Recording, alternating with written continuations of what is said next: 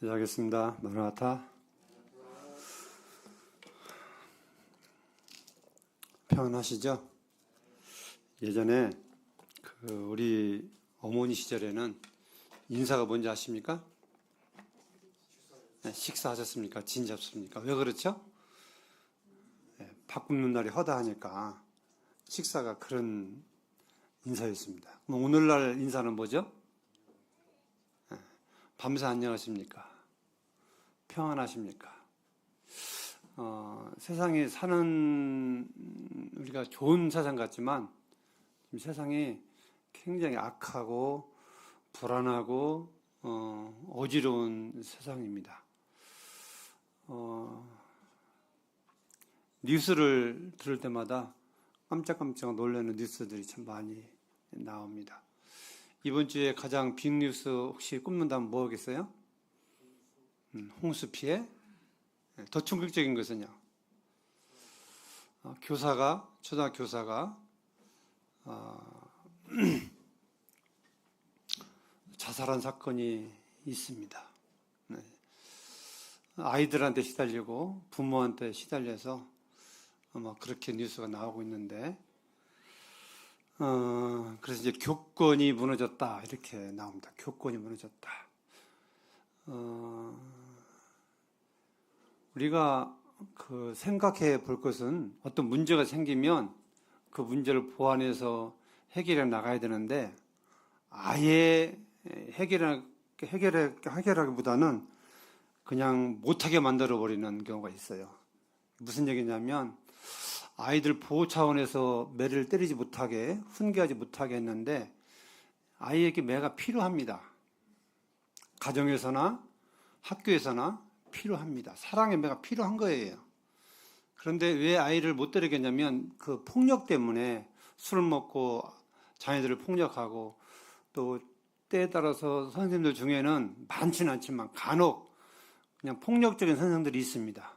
그런 분들을 골라서 처벌하고 골라서 이렇게 교육을 시켜야 되는데, 아예 싸잡아서 그냥 애들을 못 때리게 하고 훈계를 못 하게 하니까 이게 오늘날 그냥 가정에서는 부모의 권위가 무너지고 학교에서는 선생님들의 권위가 무너지고, 또 심지어는 지금은 대통령의 권위까지도 완전히 무너지는 세상입니다.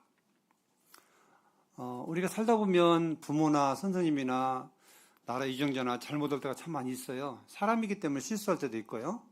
그런데 우리가 우상처럼 떠받들지 못해도 하나님 말씀이 어떻게 말씀하고 있는지를 생각하면서 적어도 성도들만큼은 많이 자제를 해야 된다 하는 생각을 가지게 되고, 세상의 법보다 하나님의 말씀이 우선돼야 된다는 생각을 가지고 있습니다. 이제 지금 교육부에서는 교권을 세우기 위해서 방책을 세우겠다 이렇게 했는데, 어떻게 세울지 모르겠지만 참 마음에 안타까움이 있어요. 그래서 결국에는 그렇게 되면 피해는 아이들에게 가고 부모에게 가게 되는 것입니다. 그래서 하나님 말씀처럼 가정에서나 학교에서나 사랑의 매는 필요합니다. 교육 차원에서. 그런데 아예 그런 것도 못하게 하니까 저 깜짝 놀랐어요. 아이가 핸드폰 하고 있는데 너 그거 선생님 가서 하지 마 그랬더니 탕 치면 선생님 뭐냐고, 뭐기를 난 못하겠냐고 막 대들고 막 화내고 이 애들 다 앞에 앉는 데서 이게 뭡니까 이게.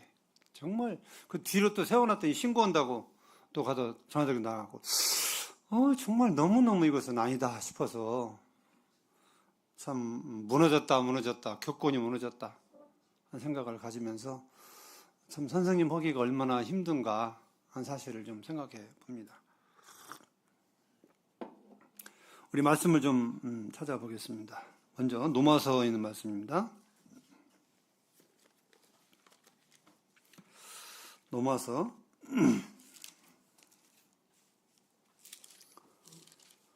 4장,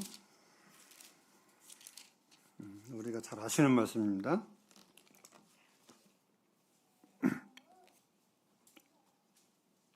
삼 절 보시면, 성경이 무엇을 말하느냐? 아브라함이 하나님을 믿음에 그것이 그에게 의로 여기신 바 되었느니라. 저기 손 얹으시고 사사기 21장 25절 말씀 보겠습니다.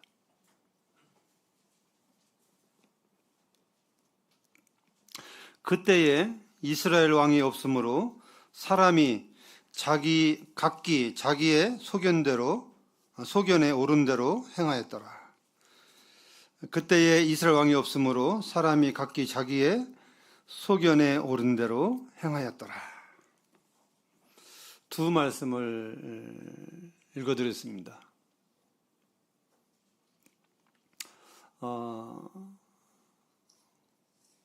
건강한 가정, 건강한 교회, 건강한 학교, 건강한 나라, 그것은요 질서가 바로 세워져야 되고 권위가 세워질 때에 이게 가능한 것입니다. 하나님 말씀대로만 우리가 실천하고 산다면 가정이나 교회나 학교에나 아무런 문제가 없습니다. 문제가 왜 생기냐면 자기 속에는 옳은 대로 하기 때문에 문제가 오늘날 많이 생겨나고 있습니다. 왕이 없으므로 자기 소견에 옳은 대로 행하였더라. 왕은 누구죠? 주권자입니다. 주권자. 왕의 명을 어기면 죽음이나 다름이 없는 것입니다. 사사기 시대는 왕이 없음으로 인해서 각자 자기 속에는 옳은 대로 행하였더라 하는 말씀으로 마칩니다. 사람 편에서 보면 서로 내 생각을 얘기할 수 있고 자유롭고 또 편한 것 같지만, 그러나 하나님이 보실 때는요 완전히 자기 마음대로 살아가는 거예요. 인간 마음대로, 좋은 대로, 생각대로 왕이신 하나님을 무시하고 살아가는 것입니다. 질서도 없는 것이고 하나님의 의가 드러나지 못하는 것입니다.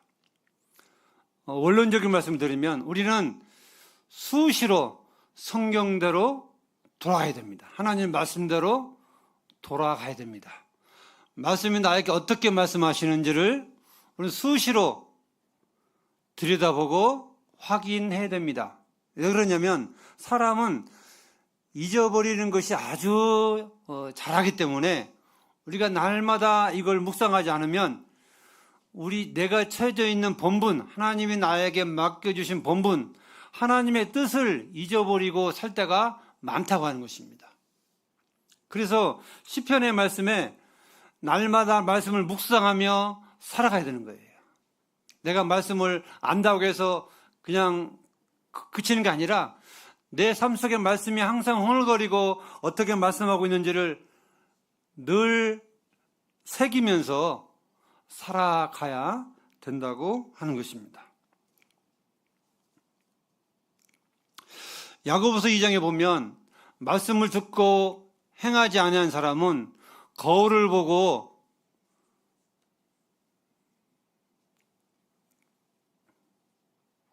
자기 얼굴이 아니라는 사람과 같다고 말씀을 하고 있습니다.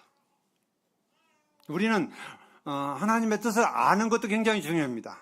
알아야 순종을 하겠죠? 알아야 내 마음대로 안 살고 알아야 하나님의 뜻대로 살아가는 것입니다. 이것이 왜 중요하냐면 우리의 인생의 삶이 종착지가 있어요. 죽음이라고 하는 종착지, 그 다음에 주님이 공중에 오시는 종착지가 있습니다. 근데 그 일대 일생을 하나님 다 기록하신다고 하는 거예요. 이거 인정하시나요? 하나님 내 일생을 구원받을 때부터 죽을 때까지 다 기록하신다고 하는 것입니다. 참 두려운 말씀이고 두려운 말씀입니다.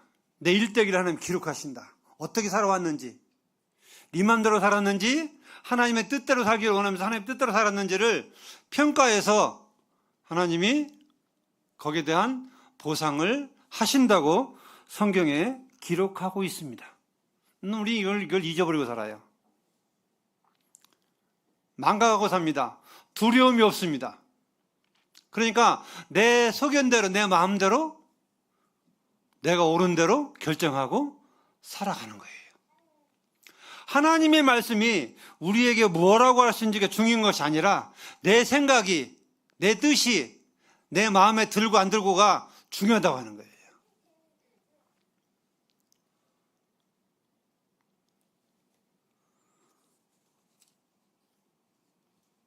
우리가 신앙을 살아가면서도 그와 같다고 하는 것입니다.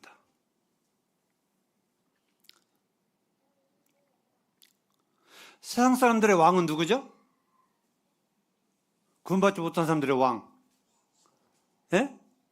권세 잡은 자입니다. 사단입니다. 그들의 마음엔 하나님이 없어요. 그렇기 때문에 하나님에 대한 두려움이 없습니다. 모르기 때문에.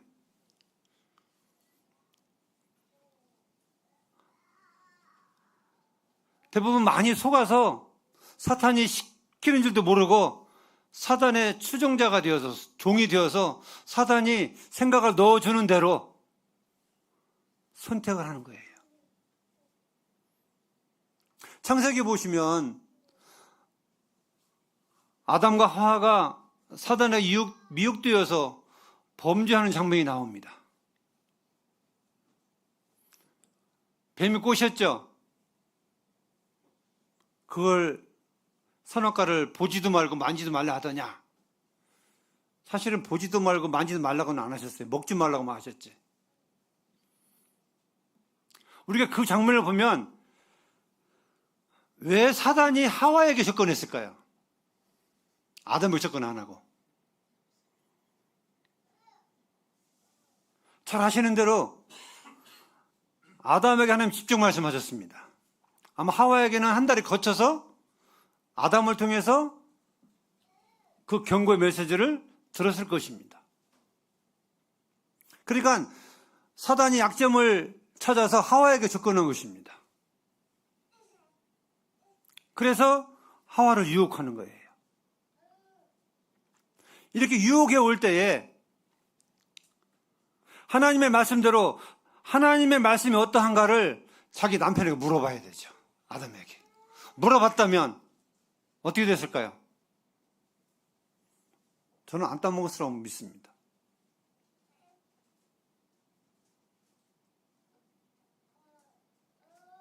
안 물어보고 자기가 보기 좋은 대로 먹은직도 하고 보암직도 하고 지혜롭게 탐스럽게도 한 나무인지라 자기 성향에 옳은 대로 좋은 대로 정말 그것만 먹으면 출세할 것 같은 그러한 마음의 기분이 들었기 때문에 흥분이 돼가지고 그냥 주저없이 하나님의 말씀보다는 자기가 하나님과 같이 된다고 하는 자기가 똑똑해진다고 하는 그런 유혹에 빠져서 선악과를 따먹고 맙니다. 이거 오늘날 선악과가요 아담과 하와 문제가 아니에요. 우리의 문제입니다. 우리의 문제. 우리도 잘못 생각하면 하나님 말씀보다는 내가 보기 좋은 대로 내 생각이 옳은 대로 선택하는 것이 얼마나 많은지 우리는 생활 가운데 우리는 돌아봐야 됩니다. 예, 하나님의 말씀이 어떠한가를 우리는 알아야 돼요. 쉬운 한번 예화를 들어볼까요? 질문하겠습니다. 처녀총각이 결혼할 때에 왜 결혼하죠? 왜 결혼한다고 그래요? 이유가 뭐예요? 세상에서? 모르세요? 사랑하니까. 사랑하니까 결혼한대요. 사랑하니까. 이유가요. 사랑하니까 결혼한대요. 맞습니까? 안 맞습니까? 사랑하니까 결혼하는 거예요? 좋아하니까 결혼하는 거예요? 예? 대부분 사랑한다고 결혼한다고 말은 하는데 좋아하니까 결혼하는 거예요. 뭘 좋아하니까? 상대방에게 뺏어 먹을 것이 많으니까, 나의 유익한 것이 많으니까, 저 남자에게, 저 여자에게 내가 행복해질 것들이 많을 때에 그걸 좋아서 결혼하는 것입니다.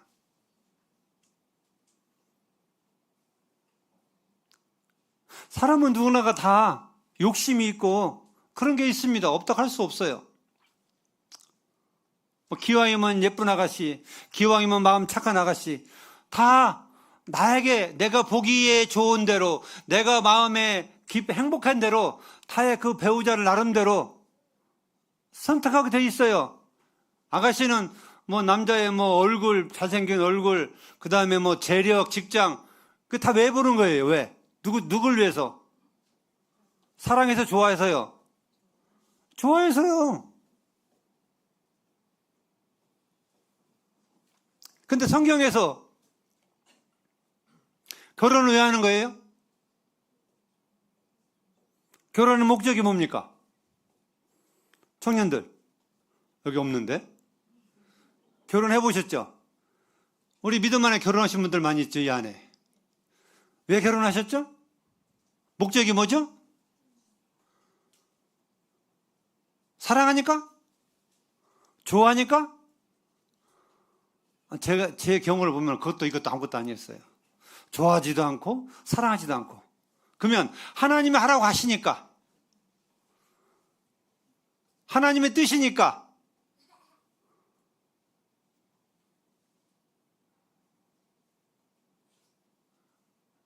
하나님의 영광을 위해서 아내가 필요하고 남편이 필요하니까 거기에 목적을 두고 결혼하는 것입니다. 구원받은 성도들은 거기에 목적을 안 두면 안 되는 거예요. 제가 창세기에 찾아보니까 거기에 그런 말씀이 있더라고요. 좀 잠깐 찾아볼까요? 창세기 24장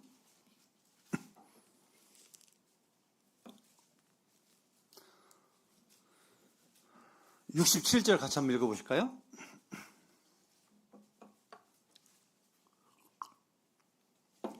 시작. 이삭이 리브가를 인도하여 그의 어머니 사라의 장막으로 들이고 그를 맞이하여 아내를 삼고 사랑하였으니 이삭이 그의 어머니를 장례한 후 이루를 얻었더라. 여기 보시면 어떻게 기록이 되어 있나요? 사랑하니까 결혼을 하고 있어요? 아내니까 사랑한 거예요? 네? 아내를 삼고 사랑했다고 했어요. 예, 사랑해서 아내를 삼는 게 아니에요. 내 아내이기 때문에, 내 남편이기 때문에, 내 자식이기 때문에 사랑하는 거예요. 관계가 그렇게 되는 것입니다.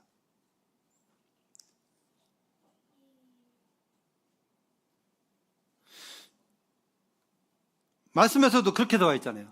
아내를 삼고 사랑하였으니 있겠어요. 사랑의 조건이 아내이기 때문에 사랑하는 것입니다. 사랑해야 되는 거예요. 그럼 주님 우리에게 너희는 서로 사랑하라고 말씀하셨습니다. 내가 너희를 사랑한 것처럼 사랑하라고 말씀하고 있습니다. 성도가 성도 사랑하는 이유가 뭘까요? 사랑받을 일을 많이 해서요? 아닙니다. 성도이기 때문에, 주님의 피로 구원받은 성도이기 때문에 사랑하는 거예요. 서로 사랑하는 것입니다. 그 사랑에는 조건이 없는 거예요. 그냥 아내이니까, 자식이니까, 내 자식, 내 아내이니까 사랑하고 보살피고 아끼는 것입니다. 이게 결혼 전부터 이게 있는 게 아니라 관계가 설정이 되면 그렇게 하라고 성경은 우리에게 말씀하고 있는 거예요. 근데 오늘 이것을 뒤집어서 사랑하니까, 좋아하니까, 그러다가 이것이 좀 삐딱하면 그냥 갈라져 버립니다. 그러니까 우리가 그리스도인으로서 하나님의 말씀이 무엇을 말씀하느냐, 이게 굉장히 중요합니다.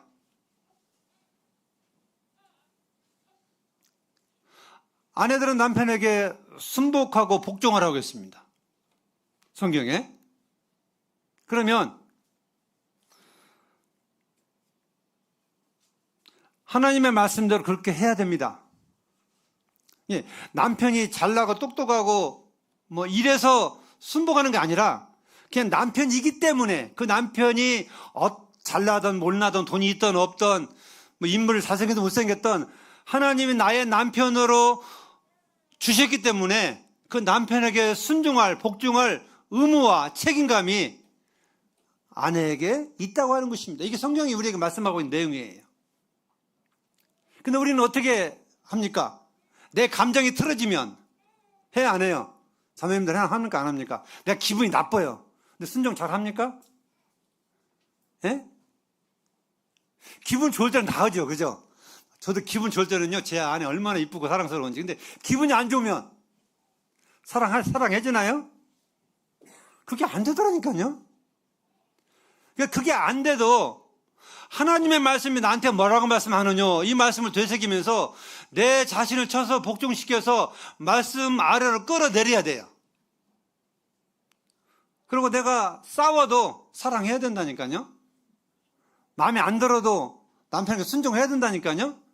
이게 하나님 우리에게 뭐라고 말씀하신지를 돌아가는 것입니다. 돌아가는 거예요. 마찬가지예요. 자식이 부모에게 순종하는 것도 자식이기 때문에 순종하는 겁니다. 잘나고 못나고 부모가 그런 걸 떠나서 자식이면 순종하라는 거예요. 공경하라는 것입니다. 성경이 우리에게 뭘 말씀하는지를 우리가 각자가 자신의 이치에서 돌이켜보면서 우리는 살아가야 돼요. 왜 그러냐면 나중에 그 평가를 하나님 앞에서 다 받게 된다고 하는 거예요. 중요한 것은. 저도 아버지로서 남편으로서 제가 얼마큼 그 책임감을 다했나 하나님 앞에 가면 평가를 받을 겁니다. 전 두려운 마음이 있어요. 잘못한 것이 너무 많기 때문에.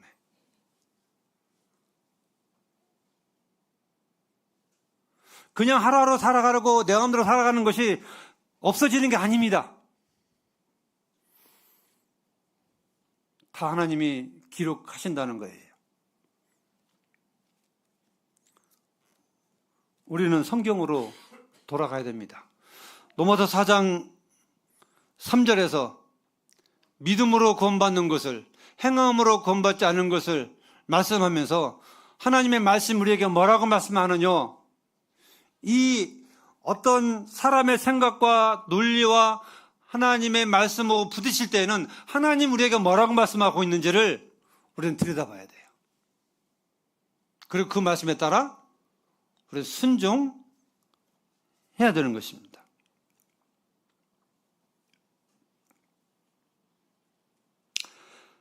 요한복음 7장에 보시면 그거 좀 보겠습니다.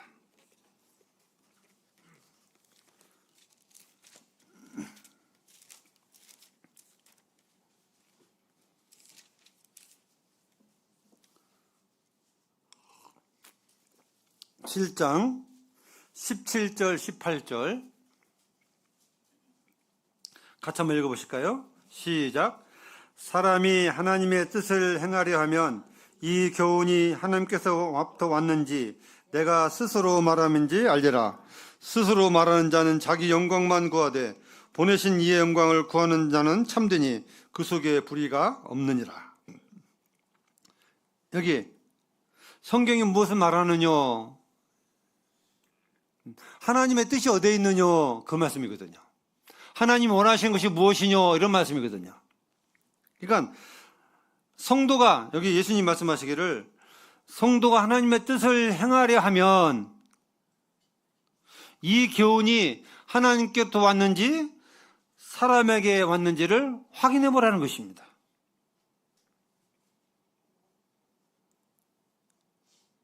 그러니까 우리 봉동의 성도들은 늘 저부터도 이게 어디서부터 온 것이냐, 하나님의 뜻이냐 아니냐, 이걸 먼저 생각하고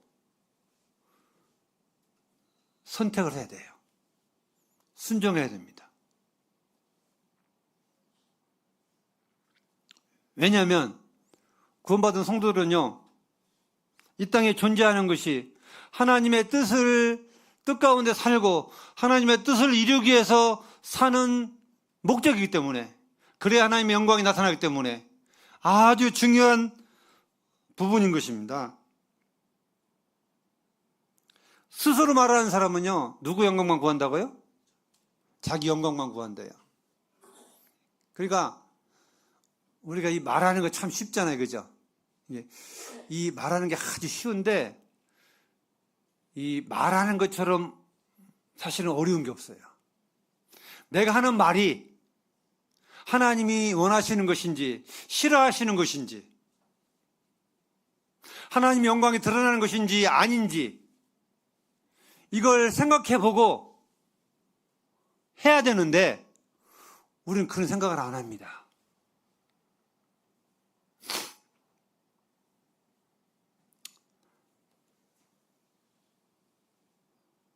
다른 사람을 흉 볼 때 흉 보시죠?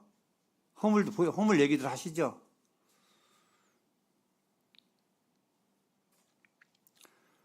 하나님은 거기에 대해서 어떻게 말씀하고 있죠? 강력하게 말씀하고 있습니다. 원수를 사랑하라고 말씀하셨고,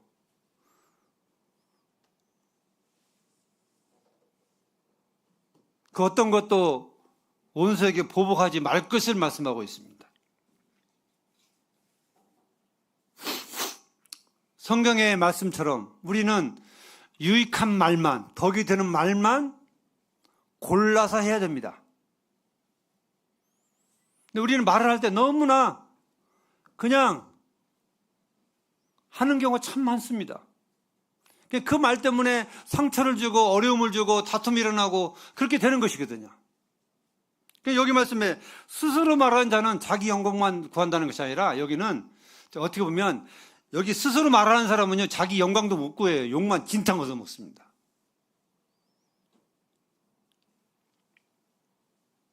이런 사람은요, 불의가 많은 사람들입니다. 하나님의 영광을 구하며 말하는 사람은요, 그 속에 불의가 없다고 하나님은 말씀하고 있습니다.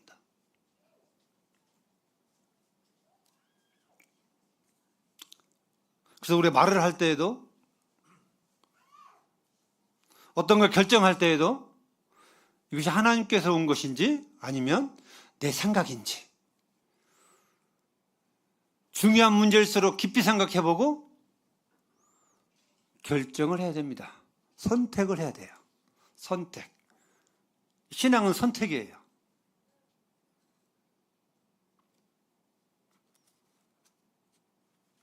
현재 내가 보기에는 그럴듯하게 보이고, 내가 보기에는 달콤하게 보이고, 내가 보기에는 그렇게 하면 좋을 것 같지만 이것이 선악과일 수가 있어요.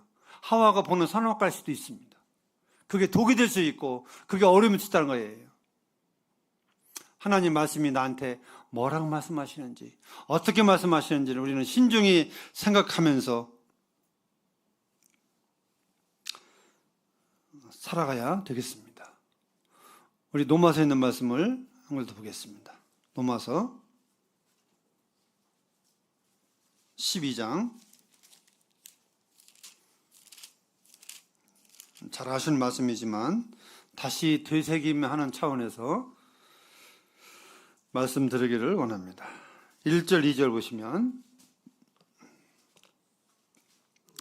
그러므로 형제들아, 내가 하나님의 모든 자비하심으로 너희를 권하노니 너희 몸을 하나님이 기뻐하시는 거룩한 산 제물로 드리라. 이는 너희가 드릴 영적 예배니라.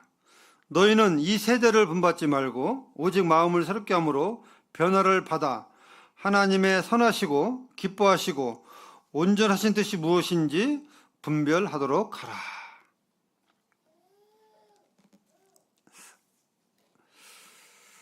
날마다 우리 이 1절, 2절 말씀을 묵상하고 암송하고 살아간다고 믿습니다. 내 지금 삶 가운데 1절 말씀처럼 내 몸을 하나님이 기뻐하시는 산 제사로 드리고 있는지, 하나님 드리라고 말씀하셨어요. 뭘 드리라고요? 몸을, 영이 아닙니다. 몸을, 마음이 아니에요. 몸을. 몸은 육체예요, 육체. 우리는 우리의 이 육체를 하나님이 기뻐하시는 산 제물로 드리래요. 이거 무슨 뜻이에요? 하나님이 원하시는 것만 하라는 거예요. 하나님이 기뻐하시는, 받으실 만한 것만 하라는 것입니다. 그렇게 말씀하시면서 이는 너희가 드릴 무슨 예배라고요? 영적 예배래요. 몸을 드리라고 하면서 말씀은 영적 예배라고 하는 거예요. 하나님 그걸 기쁘게 받으신다는 것입니다. 근데 우리는 거꾸로잖아요. 마음은, 생각은 주님을 사랑하고 하지만 몸이 따라가요, 안 따라가요? 안 따라가잖아요. 그래서 주님은 역으로 말씀하고 있습니다. 너희 몸을, 제가 이거 생각을 해봤어요. 그렇게 되기까지 얼마나 우리가 몸부림쳐야만 되는 것인지 그냥 가만히 있어서는 되지 않는 것이거든요. 몸부림쳐야만 우리의 몸을 주님이 기뻐하시는 데에, 사용되어지는 데에 쓰게 되는 것입니다. 마땅히 성도라면, 구원받은 형제 자매라면 이건 우리의 마땅한 본분입니다. 본분. 해도 되고 안 해도 이런 것이 아니라 마땅히 해야 될 의무라고 하는 거예요. 그래서 저는요 이렇게 생각을 해요. 적어도 우리가 이 세상에 살아갈 때에 구원받지 못한 이방인으로부터 손가락질은 당하지 않아야 돼요. 우리 삶이 내가 화를 냈다든지 말을 잘못하든지 해서 저 사람 교대하는 게 맞아? 너 예수 믿는 게 맞아? 적어도 이런 소리는 안 들어야 된다고 하는 거예요. 믿으려면 너같이 믿어야 돼. 정말 너는 참 신자야. 이런 소리를 들어야 기뻐하시는 하나님의 영적 예배로 우리의 몸을 삶을 통해서 드리게 된다고 하는 것입니다. 2절에서는요. 너희는 이 세상을 본받지 말라고 했어요. 이 세대를 본받지 말래요. 이 세대는요. 이 세상을 가리키고 있습니다. 세상의 모든 유행, 성도들이 따라가면 안 됩니다.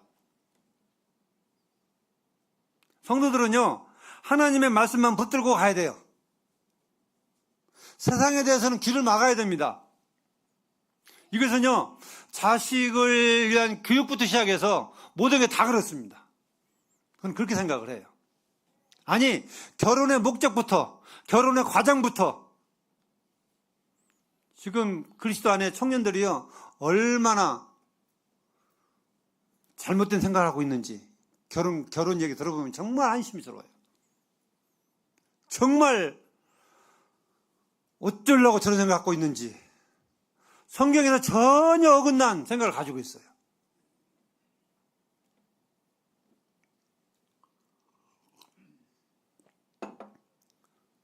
심지어는 믿는 부모들조차도 그런 생각을 가지고 있습니다. 이해가 안 돼요.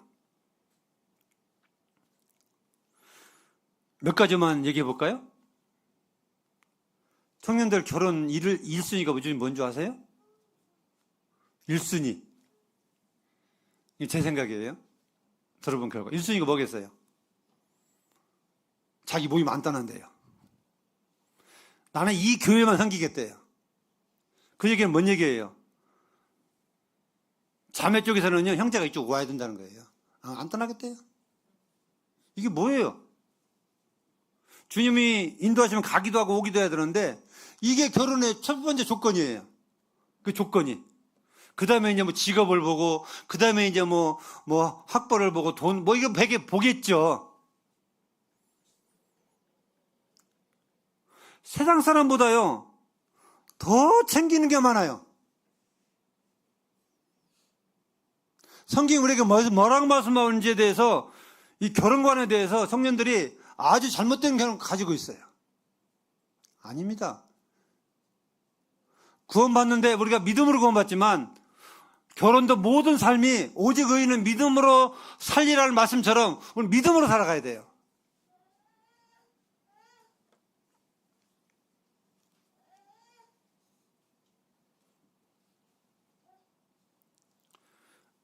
왜 구원받은 성도들이 세상을 따라갑니까?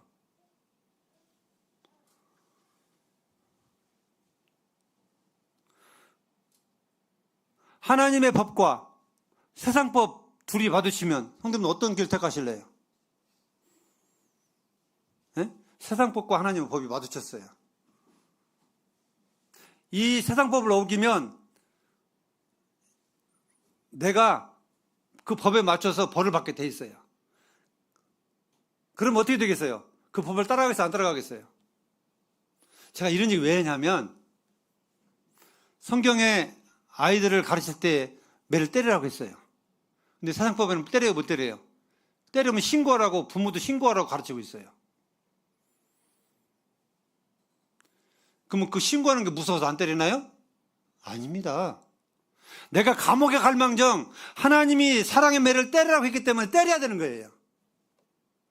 내가 그걸 아이를 때려서 사랑의 매를 때려서 처벌을 받을지라도 하나님의 말씀이 법이 우선이 돼야 한다고 하는 거예요. 이게 하나님 말씀은 그렇게 되어 있는데 세상 법들이 하나님의 법을 말씀을 누른다면 이건 문제가 심각한 겁니다. 저는 이제 다 키웠지만 만약에 저한테 아이가 주어진다면 저는 감옥 갈 망정 난 때리겠다고 했어요. 중간에 때리겠다고 했어요. 가서 항의해가지고 당신 내 자식 키우라고 나 그만둔다고. 키우든지 난 때리든지 두지 않을 거야 할 거라고. 당신 대다 킬 거냐 아니면 내가 그걸 허락할 거냐. 전 따지고 싶어요 정말. 누굴 위해서 키우나요? 그 자식이 잘못되면 책임지나요 정부에서? 책임 못 집니다. 우리는 하나님의 말씀대로 가르치고 하나님 말씀대로 아이들이 순종할 수 있도록 하나님의 말씀이 무서운 줄 알아야 돼요. 세상 법보다. 근데 그렇지 않은 건 얼마나 많은지요.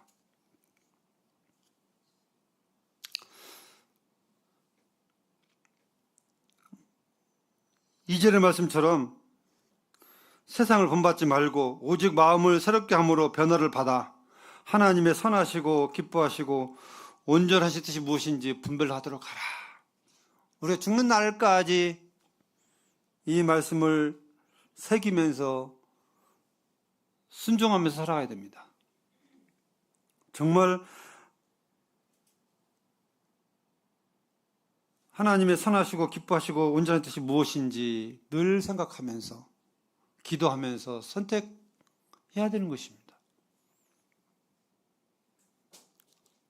TV 광고에 순간의 선택을 10년 좌우한다고 하는데요. 성도는요, 선택이 얼마나 중요하냐면 하나님의 영광이 드러날 수 있고 선택을 잘하면 잘못하면 쫄딱 망할 수가 있어요. 마태복음 7장에 보시면 시간은 찾지 않겠습니다. 거기 하나님의 말씀대로 순종한 사람은 반석 위에 집을 지은 사람 같아서 그 집이 풍랑이 올 때에 온전하지만 말씀대로 순종하지 않은 사람은 그 집을 모래에 지은 집 같아서 바람에 불고 태풍은 완전히 다 무너진다고 성경을 말씀하고 있습니다. 우리의 공력이, 우리의 수고가, 우리의 섬김이 하나님의 말씀에 입각해서 하나님이 기뻐하신 뜻에 따라서 우리의 섬김과 모든 결정들이 이루어져야 됩니다. 성경이 우리에게 뭐라고 말씀하느냐? 성경을 배척하면 성도는 망합니다. 물론 안 믿는 사람 더 말할 것도 없고요. 항상 성경이 나한테 어떻게 말씀하고 있는지를 늘 상고하면서 거기에 핍박이 와도 고난이 와도 힘들어도 우리는 그 말씀을 붙들고 꿋꿋하게 이겨나가야 승리의 신앙생활을 할 수 있을 것입니다. 그렇게 될 때 우리가 주님 앞에 평가를 받을 때에 부끄럽지 않은 평가가 되지 않을까 믿습니다. 아무쪼록 말씀을 마감을 하면서 하나님이 우리 성도님들에게 뭐라고 말씀하시는지를 날마다 들으시고 또 하나님의 뜻이 어디에 있는지 늘 묵상하시면서 말 한마디 행동 하나하나를 주님 앞에서 주님이 기뻐하시는 뜻에 따라서 하시길 바라면서 말씀을 마치겠습니다. 감사합니다.